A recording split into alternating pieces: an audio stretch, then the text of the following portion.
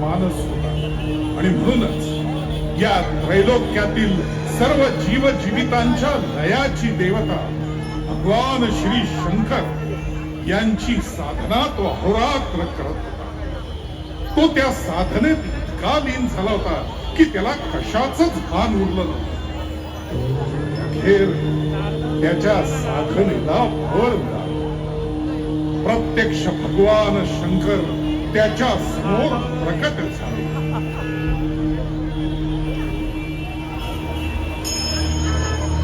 ओम नमः शिवाय. ओम नमः शिवाय.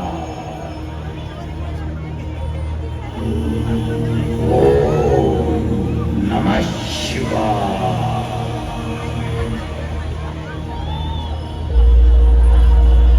रक्तबीज, माझं चिंतन थांबव आता. काय हवंय तुला? का केलीस इतकी कठोर तपश्चर्या? हे भोलेनाथ, शक्ती, ताकद, साहस, वीरता सगळं आहे माझ्याकडे, पण मला त्रिलोकावर राज्य करायचं आहे.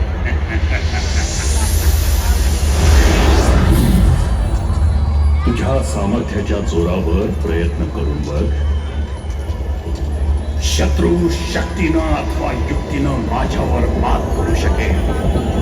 मला कोणी पराजित करू नये म्हणून मला अमर व्हायचंय.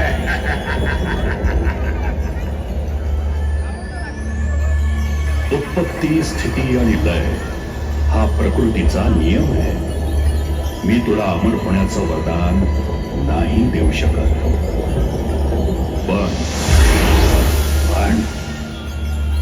पण काय प्रभो? तुझ्या उत्पत्तीला थांबवता येणार नाही असा वर मी तुला देतो. तुझ्या रक्ताचा थेंब जेव्हा भूमीला स्पर्श करेल त्यातून तुझ्यासारखेच अनेक रक्तबीज निर्माण होतील आणि ही प्रक्रिया निरंतर असेल आणि म्हणून तुझा पराजय होणं अशक्य असेल. तथास्तु.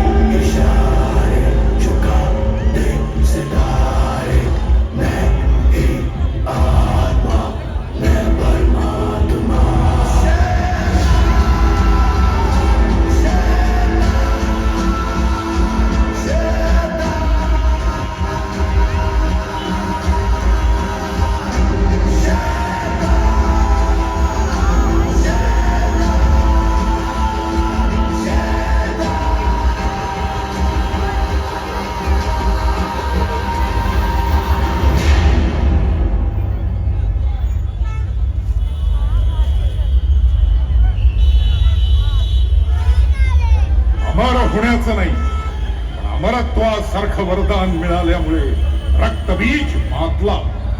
त्यानं पहिल्यांदा पाताळावर आक्रमण केलं.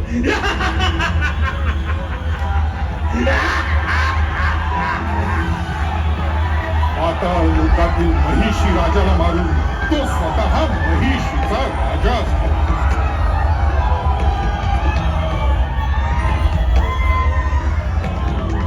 रक्तबीज पाताळात असतानाच त्याला महिषासुराच्या वधाविषयी समजलं. महिषासुराचा वध एका शक्तिशाली महाकाय देवीनं केल्याचं समजताच तो वेडापिसा झाला आणि त्या देवीचा वेड्यासारखा सगळीकडे शोध घेऊ लागला. पूजा पाठ करणाऱ्या ऋषी मुलींवर अनन्वित अत्याचार करू लागला.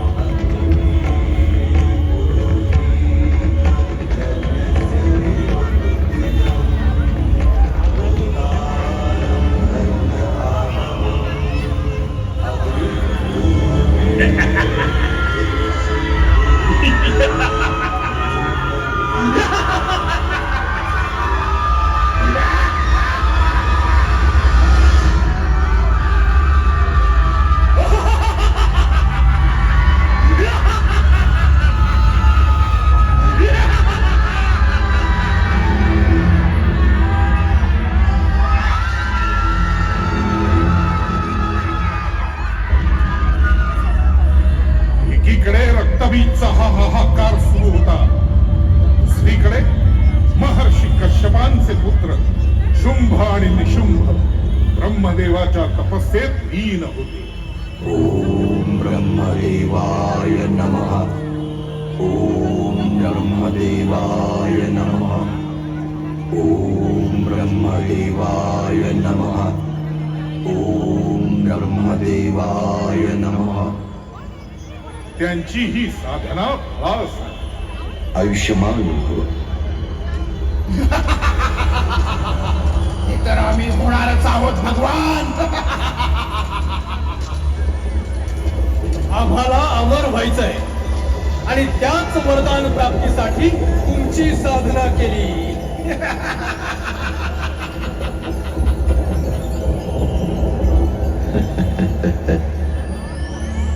शुंभ निशुंभ यांचा स्त्री लंपट स्वभाव ब्रह्मदेवांना ज्ञात होता आणि म्हणून त्यांनी वरदान दिलं. केवळ एक आदिशक्तीच तुमचा वध करू शकेल.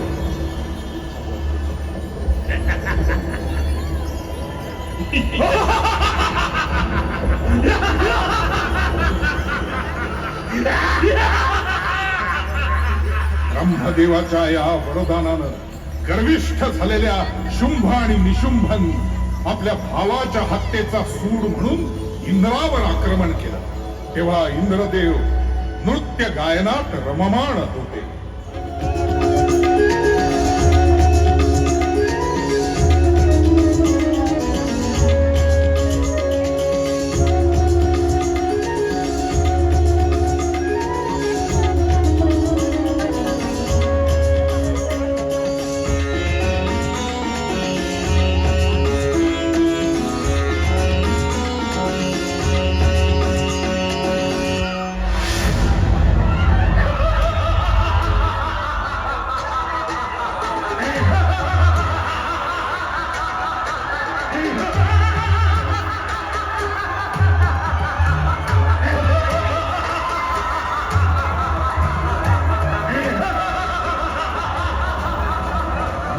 सोबत झालेल्या घनघोर युद्धात शुंभ आणि शुंभ यांचा पाडाव होत असताना रक्तबीज त्यांच्या मदतीला आले.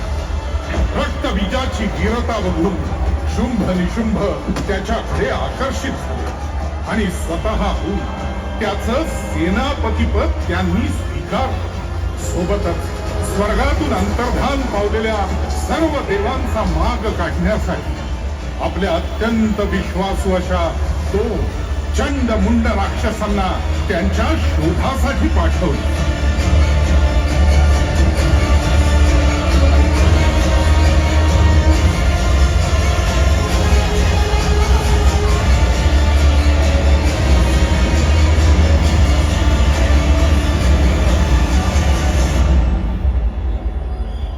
स्वर्गातून अंतर्धान पावलेले सगळेच देव कैलास पर्वतावर महादेवांना शरण आले. त्यावेळी भगवान महादेव त्यांच्या साधनेत अखंड बुडाले होते.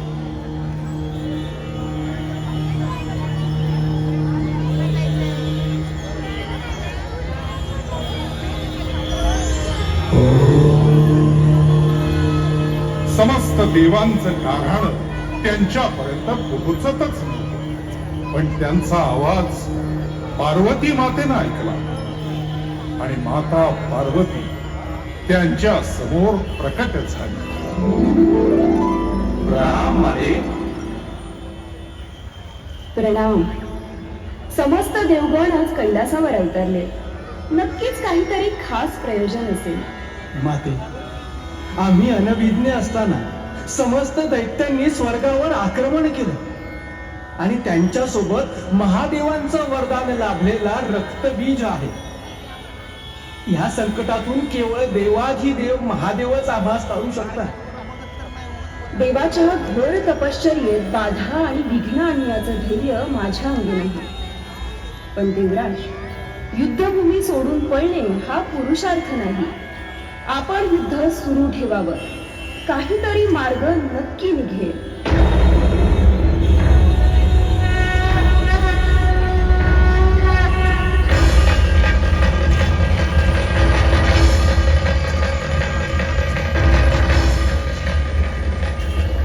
देवांच्या मागावर असणाऱ्या चंडमुंड दैत्यांची लालची नजर पार्वती मातेच्या सौंदर्यावर पडली. त्यांनी मातेच्या सौंदर्याचं वर्णन त्यांच्या धन्याला म्हणजे शुंभ निशुंभ यांना जाऊन सांगितलं.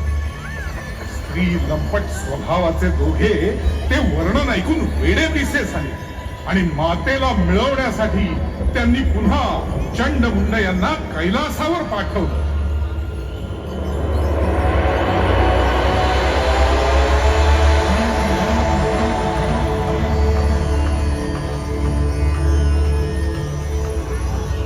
हे अतिसुंदर रूपवान ललने, आम्ही तुलाच आमच्या सोबत स्वर्गात यायची विनंती करायला आलोय. हे सुंदरी, आमच्या सोबतच आमचे स्वामी शुंभ शुंभ यांना खुश कर. हे तुला स्वर्गाची राणी करतील. आणि तसही इथे या भणंग गोसाव्या सोबत राहण्यात काय हाशील. तुमच्या वाणीला आवर घाला, अन्यथा अन्यथा काय सुंदरी.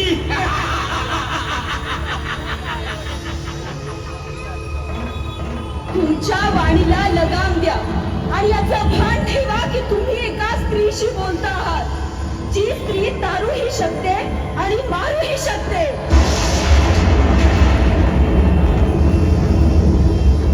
पार्वती मातेला त्यांनी हा प्रस्ताव दिला आणि सोबत अश्ली असभ्य भाषेत मातेसोबत बोलू लागले.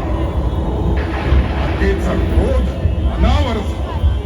उग्र रूप धारण करून तिने चंडमुंडांचा वध केला.